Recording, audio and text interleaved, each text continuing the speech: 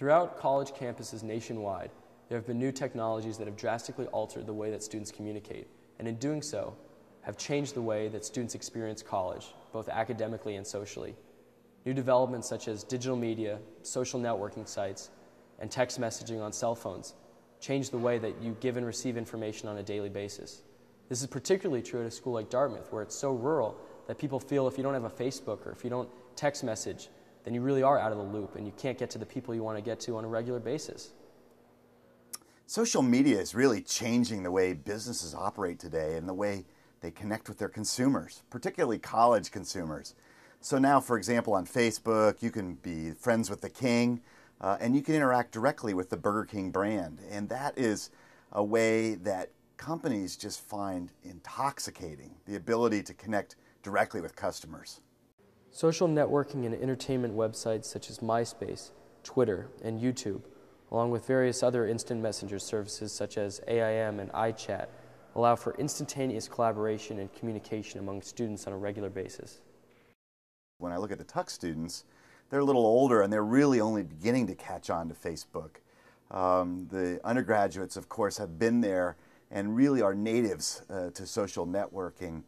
And so many of the things that we might have done face-to-face or by email, they now do in a social mediated environment like Facebook, where they're really exchanging lots of information, but also sharing pictures, stories, their favorite links, music, everything that's important to them that they can really share with their friends and be able to do that in a 24/7 technology. And with mobile devices such as iPhones and BlackBerries becoming increasingly prevalent across campus, students find themselves with more options to send and receive the content they need most in a way that is convenient and accessible. Even Blitzmail, which made waves in the late 80s as one of the first campus email systems in the country, remains the preferred method of communication between students, acting as a mix between email, text messaging, and instant messaging.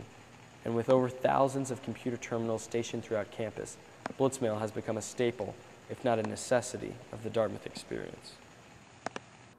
While several internet sites have become very popular, and a lot of people have BlackBerries and iPhones, and everyone checks their email every day, there's been one powerful player that has emerged as the superior platform for digital communication today. Started in 2004 as a campus-wide photo directory, the point was simple and the execution flawless: connect students at a school virtually. Today, Facebook is everywhere, with over 200 million users worldwide and over 100 million users logging in every day. When you talk about website traction and daily user activity, Facebook is the gold standard and is now produced in Spanish, French, Chinese, and over 40 other languages. Developers from around the world contribute to the creation of applications that appear on the site, and worldwide, over 3.5 billion minutes are spent on Facebook every day.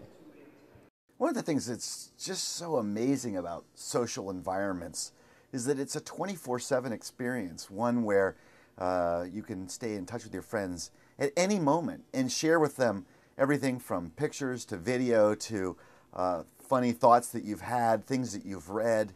And that connectivity that's there 24/7 at any time you can reach out and find just about anyone or anything is certainly a game changer. It changes the way people work, changes the way they operate. In this short film, we're going to look at just how strong the bond is between students and their technologies. We're going to take two Dartmouth students, Mary and Laura, and we're going to take away their Facebook, take away their cell phones, and take away their internet access for a week. We're going to follow them around and see how they communicate on a day-to-day basis, and see how they fill the void that technology has up until now filled. But before we see how students experience Dartmouth now, let's go back and first find out how students and faculty experience Dartmouth without today's technologies.